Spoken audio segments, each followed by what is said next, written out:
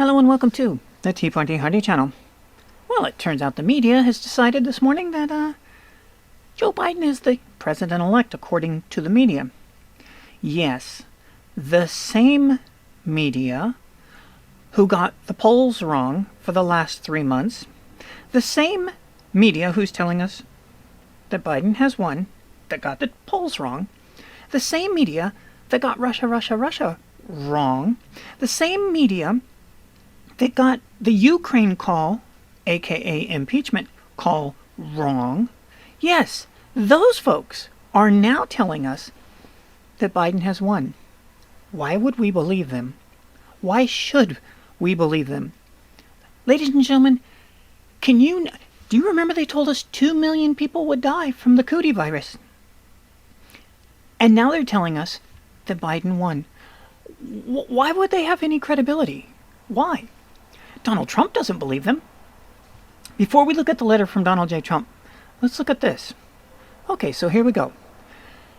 Networks call Pennsylvania for Biden, giving him the 273 electoral votes.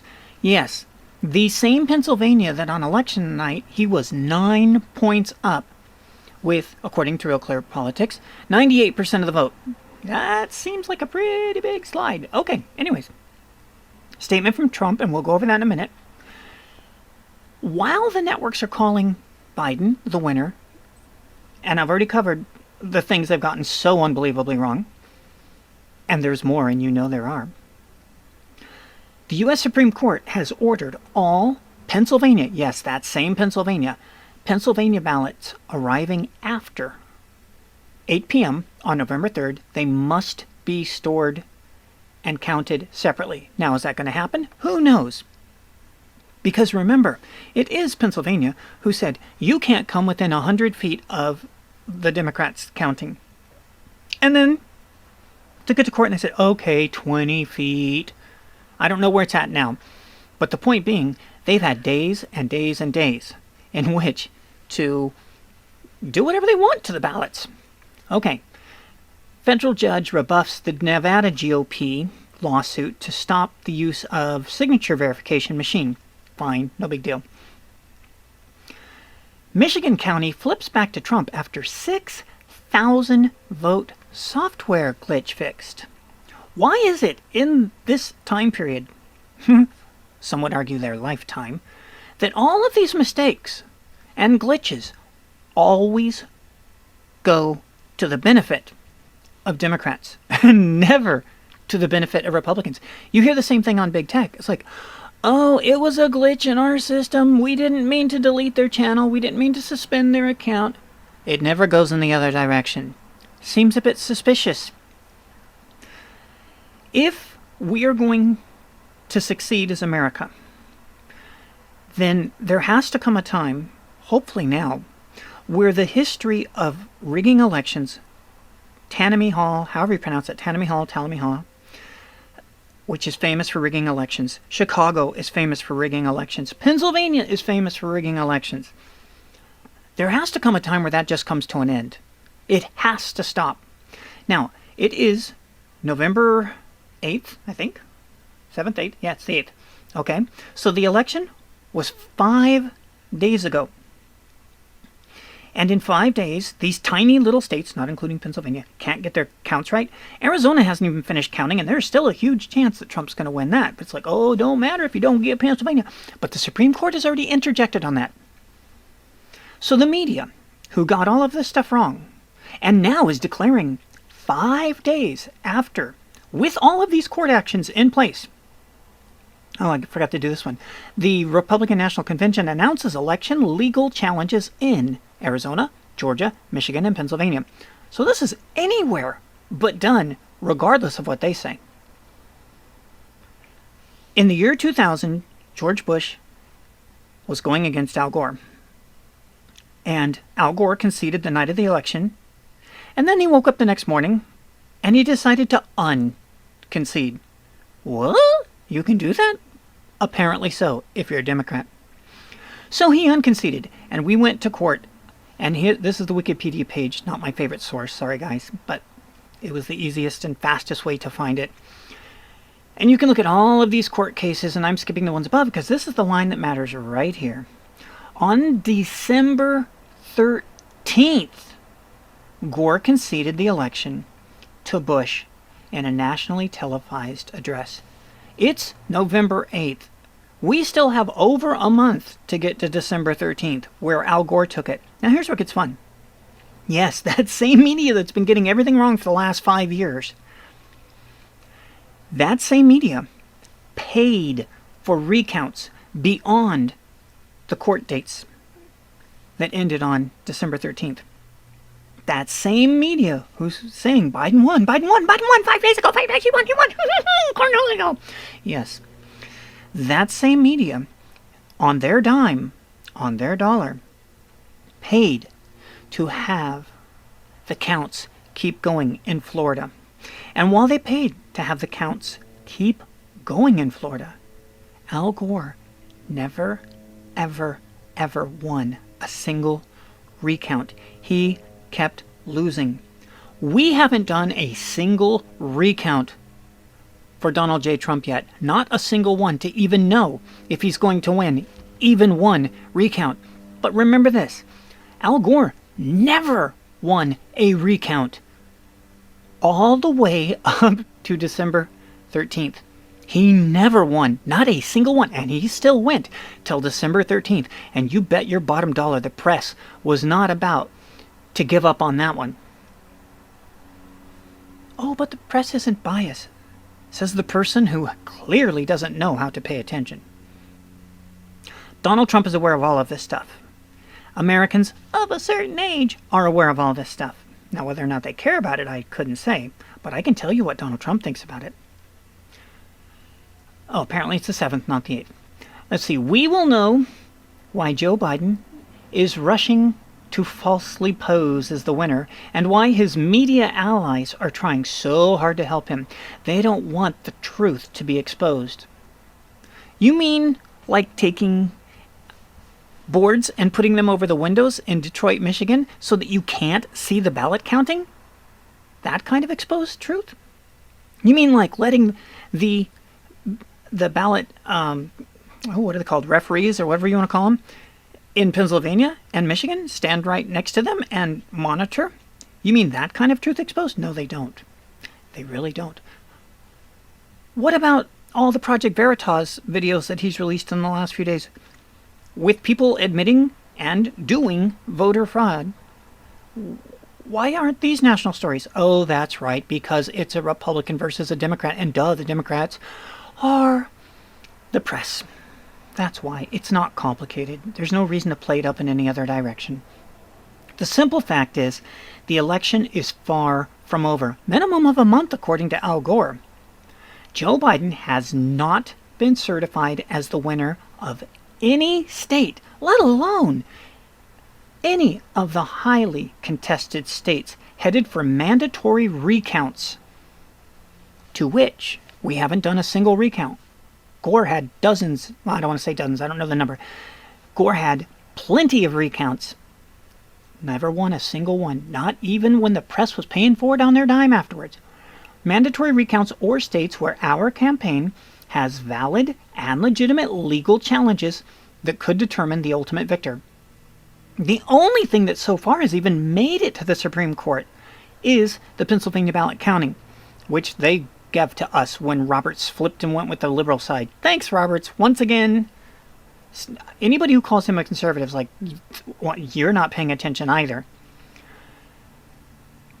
Could determine the ultimate victor. In Pennsylvania, for example, our legal observers, that's what they're called there instead of referees, our legal observers were not permitted meaningful access to watch the counting process. Yeah, it was 100 feet, and then it was 20 feet, and then I don't know if it went beyond that. Legal votes decide who is president, not the news media, which is why George Bush won, because the media didn't decide it as hard as they tried, and that will be just as true today. Beginning Monday, our campaign will start prosecuting our cases in court to ensure election laws are fully upheld and the rightful winner seated. Let's hope so. Enough of these fraudulent turnovers that have occurred throughout American history always going to the Democrat side. Always. So that means one of two things. Either the Democrats, or sorry, that means either the Republicans are really, really good at cheating and they never ever get caught, or they don't do it. It's a Democrat thing. You can imagine which way we're tilting here. So they're going to take it to court. The American people are entitled to an honest election, and that means counting all the legal ballots and not counting any illegal ballots. Absolutely true. Gore never got a victory. Trump gets his turn. And if he gets the victories, he gets the victories. If he doesn't, wow, we actually elected a zombie. And the Love Trump's hate was lies as much as, what was the other one? Oh my God, there's been so many bumper stickers. Bush lied, people died. And they just said Bush lied, hate is not a family value. All of those were lies. Of course hate's a family value. How do you think Biden just won? Well, anyways. And as if Clinton didn't lie, as if any of them didn't lie. And it's like, oh, but the Washington Post is keeping track of all the lies that Donald Trump has said. Mm-hmm. Where's their meter to keep track of all the lies the press have said? Where's their meter to keep track of all the lies that Joe Biden has said? Or any other politicians for that matter. Seems a little selective that they're only going after one. And if you did ever look at that list, you would recognize that that list was filled with things that weren't lies, that were just, they didn't agree with. I'm like, wow. But this comes as no surprise.